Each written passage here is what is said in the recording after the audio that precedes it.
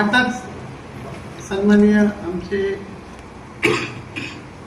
गटनेते सौ सुप्रिया नलावडे मॅडमांनी आम्ही सर्व नगरसेवक मेघा असेल सर्व 9च्या 9 नगरसेवक आम्ही आताच कणकवलीच्या गार्बेज डेपोला भेट देऊन आलो. गार्बेज डेपोला जेव्हा भेट दिली तर आता तुम्ही पुन्हा जाऊन पाहू शकता. तर सगळं शूटिंग आणि फोटोग्राफ तुम्हाला मी देतो. शनिवारी लागलेली आग आता जर पाहिली तर संपूर्ण जो गार्बेज डेपोचा जो डम्पिंग ग्राउंड आहे म्हणजे 3 एकरामध्ये त्यात टोटल आग लागलेली आहे. एकही जागा अशी नाही की जिथे आग नाही. म्हणजे 10 स्क्वेअर फीट. आता गेली शनिवारपासून आपण तिथून माहिती घेतली. काही प्रमाणात आग विझवण्याचे प्रयत्न नगरपंचायतीकडूनही झाले, पण आग प्रामाणिकपणे विझली पाहिजे आणि त्याचं ते सातत्य पाहिजे आणि ते दिसून आलं नाही. जर सातत्य असतं तर आज सगळी एकही आता आग थोडक्यात 1-2 दिवसात ती संपेल आग, म्हणजे अशी स्थिती आहे. आणि ही वस्तुस्थिती आपल्या माध्यमातून कणकवलीकरांसमोर यावी यासाठी हा विषय मांडत आहे. या बाबतीतले फोटो, शूटिंग, व्हिडिओ आपल्याला ग्रुपवर देतो मी काही वेळा. तर त्यानंतर आपण कचरा डेपोची पाहणी केली. तर जी आपल्याला लिचेट EWS जो टँक आहे म्हणजे हे जे सक्शन मशीनने आपण टॉयलेट मधले घाण आणि सगळे उचलतो आणि जी टाकतो, हे टँक भरून तुडुंब भरून ओव्हरफ्लो वाहत आहे. त्याचा जो फिल्टर आहे आणि फिल्टर होऊन ते पाणी झिरपलं पाहिजे आणि त्या पाण्यावर फुलझाडं लागली पाहिजे आणि मग ते खत तयार होऊन बाहेर काढलं पाहिजे. ही गेली कित्येक महिने यंत्रणा बंद आहे तशीच त्या स्थितीत आहे. दुसरी गोष्ट, जे ऑटोमॅटिक मशीनी आहेत ओल्या कचऱ्यापासून खत निर्मिती करण्याला 3 500 kgच्या साधारण कॅपॅसिटीच्या प्रत्येकी एक अशा 3 मशीन्स आहेत. यापैकी 2 मशीन पूर्णतः बंद आहे, 1 मशीन चालू आहे. नंतर मिलिंग मशीनच्या बाबतीत आहे, 1 मिलिंग मशीन पूर्णपणे बंद आहे. मोटर चोरीला गेल्यापासून गेले कित्येक महिने. मिलिंग म्हणजे प्रेस, जो सुका कचरा येतो ना आणि तो प्रेस करून त्याचा व्हॉल्यूम कमी करून प्रेस करून नंतर द्यावा लागतो. ही मिलिंग मशीन जो सुक्या कचऱ्याचं युनिट आहे तिथे जी आहे ती बंद अवस्थेत आहे. त्यानंतर पुढे गेलात तर वे ब्रिज आहे, जो कचरा किती किलो येतो आणि किती टन येतो, किती टन जातो, याचं जे युनिट बसवलेलं आहे हे गेल्या पावसाळ्यापासून बंद आहे. एक काही त्याच्यात सुधारणा नाही. अशी गार्बेज डेपोची, आपल्या कचरा डेपोची वस्तुस्थिती आहे. सत्ताधाऱ्यांनी सुद्धा त्या दिवशी व्हिजिट केली, त्या बाबतीत सुद्धा चांगली गोष्ट आहे. पण अपेक्षा आम्हाला होती की या बाबतीत काहीतरी पॉझिटिव्ह घडेल. पण फक्त व्हिजिट आणि शोशायनिंगने मीडियाबाजी झाली, पण अद्याप तिथे त्यातला 1% किंवा 9 रुपयाची सुधारणा अद्यापपर्यंत तरी दिसून आलेली नाही. त्या बाबतीतली सर्व माहिती आणि काही मुद्दे आम्ही सीओ मॅडम आज नव्हत्या, त्यानंतर येत्या आता उपलब्ध झाल्या उद्या परवा, तर आम्ही ते देणारच आहोत सगळं पुराव्या दिवशी. दुसरी गोष्ट मुद्दा एक की जी सक्शन मशीन आली आहे नवीन, जी सक्शन मशीन जी त्या दिवशी लोकार्पण झालं आणि सत्ताधाऱ्यांनी जसं काय असा मांडला की आम्ही आल्या आणलंय, तर ह्या शासनाने सर्व जिल्ह्यातली नगरपालिका नगर परिषदेसाठी दिलेल्या आहे. त्याबद्दल सन्माननीय मुख्यमंत्री फडणवीस साहेब असतील, उपमुख्यमंत्री शिंदे साहेब असतील, पवार मॅडम असतील आणि आमचे पालकमंत्री असतील, यांचे आम्ही आभार व्यक्त करतो. ही शासनाकडून आणलेली आहे. आमची सर्व यंत्रणा आहे रेडी, फक्त त्या यंत्रणेचा वापर तरी ह्यांनी चांगल्या प्रकारे करावा ही आपल्या माध्यमातून अपेक्षा. आणि तिसरा महत्वाचा मुद्दा या निमित्ताने आहे की आपल्या कणकवली शहरात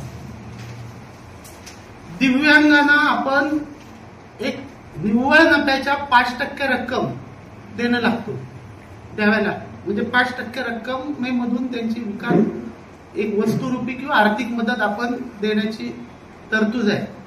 आणि ह्या वेळेच्या निव्वळ नफ्याच्या हिशेबाने 2,80,000 सुमारे रक्कम आपण देणार आहोत. लाभार्थ्यांची मागणी आहे एकूण 58. म्हणजे आपण जर काढला 2,80,000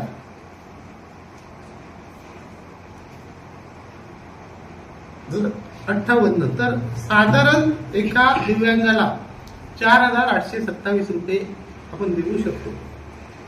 पण नगराध्यक्षांच्या कार्यकर्ता जो दिव्यांग सगळे असतात, प्रत्येकाचे कार्यकर्ते, त्यांना 2 व्हीलर पाहिजे आणि ह्या 2 व्हीलरला 1,80,000 सुमारे खर्च आहे.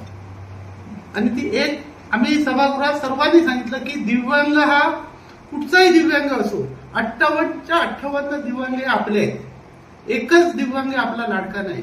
त्यामुळे त्यांच्या हक्काचे जे 4,825 रुपये ते त्यांना मिळून देईल.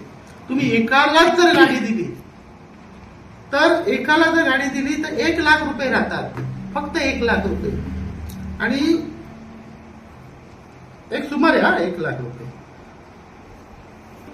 उरलेल्या 57 जणांना 1,754 रुपये फक्त द्यायचे.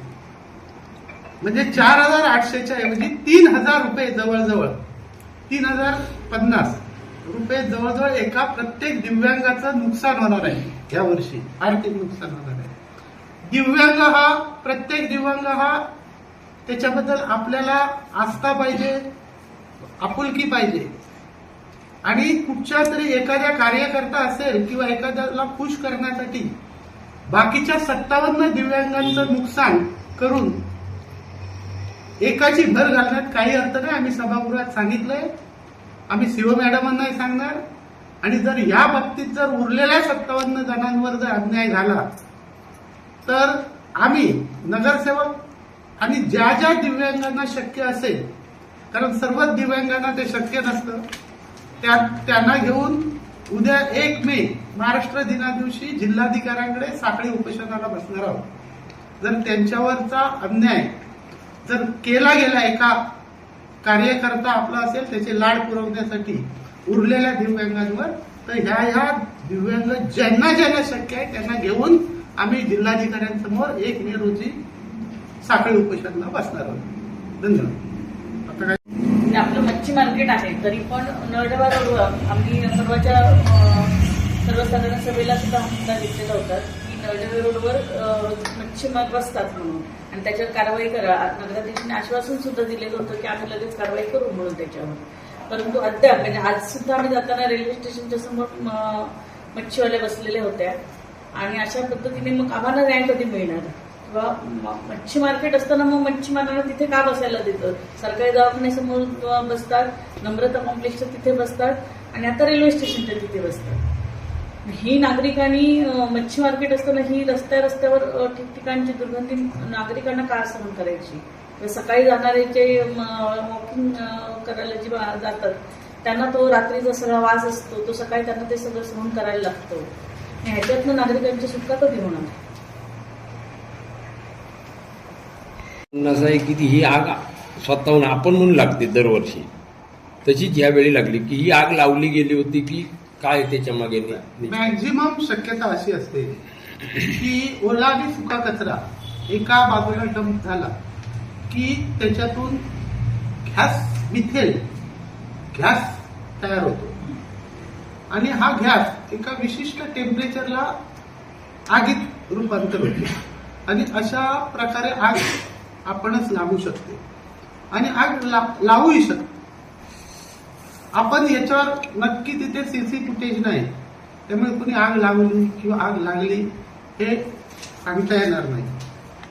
पण या बाबतीत जरी आम्ही विरोधक असलो तरी 15 वर्ष गेले सत्तेवर होतो.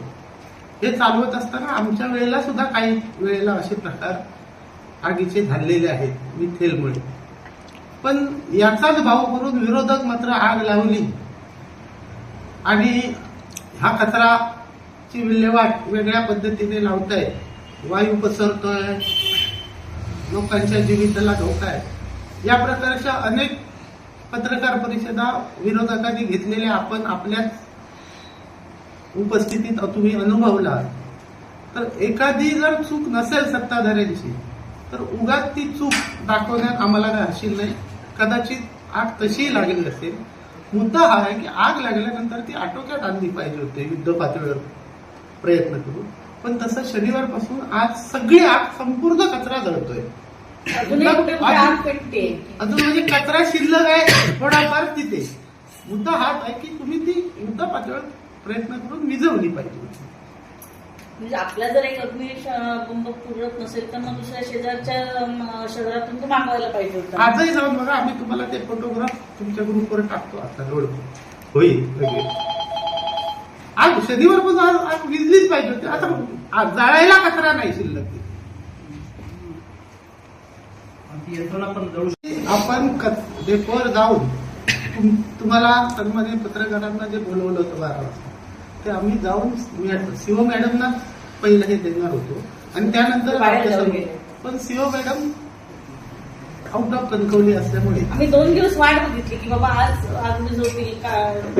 2 दिवस सतत आम्ही विचारतो कर्मचाऱ्यांना आज विजली का विजली का, तर नाही येत आहे. त्यांच्याकडून उत्तर नकारार्थी आल्यानंतर आज आम्ही जाऊन शनिवारी लागली ना आम्ही थांबलो किंवा आग विझवायला आम्हाला माहित आहे साधारण 2 दिवस तरी जातात. मग उगाच आग लागली म्हणून भोग मारण्यात काय अर्थ नव्हता. पण आज आता शनिवार मध्ये लागली, समजा रविवार आहे, सोमवार आहे, मंगळवार आहे, आज बुधवार आहे, 3-3.5 दिवस झाले. काही नाही, सगळं जळून गेलेलं आपण पाहू शकता तुम्ही. याला जबाबदार म्हणजे सत्ताधारी, प्रशासन की कर्मचारी? नाही, मुळात लक्षात घ्या, हे प्रशासन हे असतं. मग सत्ताधारी काय कशाला असतात? सत्ताधारी फक्त शो शायनिंग आणि फोटोग्राफीसाठी असतात का? सत्ताधाऱ्यांनी हा प्रशासनाकडून हे काम करून घेतलं पाहिजे. तर सत्ताधारी मशगूल आहेत टेंडर मॅनेज करण्यात, ठेकेदारांना फोन लावण्यात, तू भरू नको, हे भरू नको. हळूहळू सगळं येईल समोर, आपल्या समोर. गेले आता 3 महिने झाले, 3-3.5 महिने झाले सत्तेवर बसल्यानंतर. आपण पुढच्या पत्रकार परिषदेत तुम्हाला देतो ना ब्रेकिंग. ते पहिल्या दिवसापासून काय केलं, आतापर्यंत काय केलं, त्यांनी किती शहराचं नुकसान केलं. काल तारीख निघून गेली 31 तारीख. फक्त कागद यायचे आहेत माझ्याकडे, पुराव्यानिशी देतो. कणकवलीचा किती वर्ष यांनी मागे नेलं ते. तर ठीक आहे, हातात येऊन दे, कागद येऊन दे, त्यानंतर बोलू त्या विषयाला. पुरताच ह्या विषयाशी आज हे 2च विषय होते. एक दिव्यांगांचा महत्वाचा विषय होता आणि आग लागणे स्वाभाविक आहे, नैसर्गिक असू शकतं. तुम्हाला तो दिव्यांग सुद्धा फोटो सहित त्याची 2 व्हीलर स्वतःच्या मालकीची आहे, त्याला दुसऱ्या स्टेपनीची गरज नाही. म्हणजे जे दिव्यांगाला लागते ती रेग्युलर सपोर्टरची, रेग्युलर तो गाडी चालवतो. त्याला फक्त नवीन घ्यायची आणि ह्याला दुसऱ्या दिव्यांगांच्या पैशातून त्याला खुश करायचं आहे, याचेही पुरावे देतो. जर हा प्रशासनाने निर्णय घेतला नाही आणि दिव्यांगांवर जर अन्याय झाला, कारण प्रत्येक दिव्यांगाचे त्याला एकाला गाडी देण्याच्या नादात प्रत्येक दिव्यांगाचे साधारण 3125 रुपये, 3170 रुपये प्रत्येकाचं नुकसान होतंय. त्यांच्या पैशातून एका दिव्यांगाला खुश करायचंय. बाकीचे 57 दिव्यांगांबद्दल या सत्ताधाऱ्यांना कसली आपुलकी नाही. वास्तविक सत्ताधारी असो, विरोधक असो, कुठचाही नागरिक असो किंवा लोकप्रतिनिधी असो, दिव्यांग हा दिव्यांग असला पाहिजे. प्रत्येक दिव्यांगाबद्दल आपल्याला तेवढीच सहानुभूती असली पाहिजे. पण यांना तसं करायचं नाही. त्या संदर्भात नियम काय नाही, यांना वाटतं आपण ठराव घेतला की ते वाटप करायचं आहे. पण ठराव घेतला सत्तेच्या जीवावर किंवा शासनाने 2 मतं अधिकार दिले, ह्याच्या जीवावर तुम्ही काही कराल तर आम्हाला आपल्या माध्यमातून आवाज उठवावाच लागेल ना. यापूर्वी अशा प्रकारे गाडी देण्यात आली होती का? हो, आल्या होत्या ना, पूर्वी आल्या होत्या. पण पूर्वी लाभार्थी कमी होते आणि 10,000 पर्यंत लिमिट होतं. तेव्हा एका 3-3 वर्षाची पेंडिंग होती. तेव्हा ही पद्धत नव्हती. तेव्हा 2-2, 3-3 गाड्या दिलेल्या आहेत. प्रत्येकाला 10,000 रुपये आले. मग जेव्हा हा लाभ मिळतो म्हणून शहरातल्या दिव्यांगांनी आपलं रजिस्ट्रेशन केलं, नोंदणी केली. नोंदणीवाल्यांनाच मिळू शकते आणि हा अवेअरनेस आला की बाबा पैसे मिळतात. म्हणून बऱ्याच जण, नाही तर पूर्वी 5-6 जणच असायचे. आणि मग लाभार्थी वाढले, उत्पन्न सर्वसाधारण तसंच राहिलं. आणि मग ते 10,000चे 7,500 गेल्या वेळेला 6,000 आले. गाड्या पण दिलेल्या आहेत काय? आमच्याकडे आल्या? गाड्या दिल्या आहेत, पण मग- तेव्हा मागणी अर्जच 2 होती, त्याच्यामुळे 2 गाड्या दिल्या आहेत. तुमच्या लक्षात घ्या, कोणाचं 10,000चं नुकसान करून कोणचं हे करून नाही. आज कशी स्थिती झाली, 58 लाभार्थी आले, तुम्हाला 2,80,000 वाव आहे वाटण्यासाठी. मग साधारण 4,400 आले असते, तर एकाला दिली की साधारण त्याचं 3125 रुपये काही 70 रुपये नुकसान होतं प्रत्येकाचं. आमचं म्हणणं ते आहे, लाभार्थी चढ आहेत. एक तर रक्कम त्यांना 4,500 येते, त्यांना ती द्या, कारण त्या प्रत्येक दिवंगाला तेवढी रक्कम सुद्धा खूप महत्वाची आहे. मुद्दा तोच आहे की एकाला खुश करण्यासाठी यांच्या खिशात त्यांच्या 4,400तले 3170 वजा करून 2,000 रुपये द्यायचे. त्यापेक्षा तुम्ही सर्वांना द्या. लक्षात घ्या, बाकीच्या 57 जणांवर अन्याय करू नका. एकंदरीत आपण मगाशी म्हटलं नेमकी सध्या त्यांनी रस्ते असतील, पाणी असतील किंवा कचऱ्याच्या प्रश्नासाठी आम्ही भेट देऊन सोडवण्याचा प्रयत्न करतो. नेमकं काय आहे? मग तेच सांगतो ना, आज कचरा डेपोला 5वा दिवस आहे, आज का विजली नाही? मध्ये 15 दिवसापूर्वी कचरा डेपोला हे दिलं, ते सगळे बंद अवस्थेत आहेत. निदान त्याची सुरुवात तरी किंवा दुरुस्तीची तरी सुरुवात झाली पाहिजे होती, का नाही झाली? का डॉग कॅरिडॉर करणार होते असं ऐकलं, सर्व कुत्रे एकत्र करून ठेवणार होते पालन पोषण करायला, ते नाहीच झालं. पण नगरपंचायतने अॅनिमल बर्थ कंट्रोल म्हणजे निर्जलीकरणाचं जे टेंडर होतं ते पूर्वीपासून चालू होतं, फक्त हा मिळत नव्हता ठेकेदार. मग त्यांच्या कारकिर्दीत ती 4थ्या वेळेला कॉल तो टेंडर आला. जसं काय आपण काढलं असं शोषायनी केलं, मोठं गाजावाजा करून कुत्रे पकडणार हे सगळं केलं. कॅरिडॉरचा पत्ताच नाही. पण आता पहा, कुठे कॉन्ट्रॅक्टर आहे, कुठे कुत्रा आहे, तो पळाला. कुठे बघा तुम्ही जाऊन, चला आता मी येतो तुमच्याबरोबर एबीसीला. एबीसी ना अॅनिमल बर्ड कंट्रोल, नाही तर तो अमिताभ बच्चन येते केबीसी आणि एबीसी. बघा जाऊन, आहे का ठेकेदार? बंद. ह्यांनी आमच्या वेळेला 2 वेळा राबवली यशस्वी. यांना आयती होती, ती सुद्धा 8 दिवस चालवता आली नाही. कुत्रे पकडताना बघा, तिथे जा, आहे काय बघा, तो कुंडाळून गेला. सध्या कुत्रे पहिले बंद झाले. कुठे असलेले ते सोडले असतील तरी खूप झाले पकडले. आणि काल परवा एका पत्रकार म्हणजे फोटोग्राफर असतील अनिकेत उचले यांनी पुढारीच्या माध्यमातून स्वच्छ सुंदर कटकवलीला अस्वच्छतेचा डाग असं एक हे दिलं. ते कशामुळे? जर नगराध्यक्षांचं ओव्हरऑल संपूर्ण शहरात लक्ष असतात अशा पद्धतीच्या बातम्या स्वतः पत्रकारांना छापायची वेळ आली नसती. नागरिक सोडा, पण स्वतः पत्रकारांनी सुद्धा असंतोष निर्माण झाला की आता नागरिक भोग मारायचे जमले असतील. समर्थक पत्रकार सुद्धा असं होतं. काही झालंय. पत्रकारांनी भूमिका घेतली एक समाजाच्या चळवळीची, की आधी नागरिकांऐवजी किंवा विरोधकांऐवजी स्वतः पत्रकार आता पुढे यायला लागले त्यांच्या विरुद्ध आवाज उठवण्यात. बघा ना, नगराध्यक्षांनी ज्या गेल्या 4-8 दिवसात 15 दिवसात ज्या व्हिजिट केल्या त्या ठिकाणी फक्त नगराध्यक्षांची व्हिजिट झाली, सोबत उपनगराध्यक्ष किंवा अन्य त्यांचे नगरसेवक नसल्याचं दिसून आलं. त्या संदर्भात आपली काय होईल?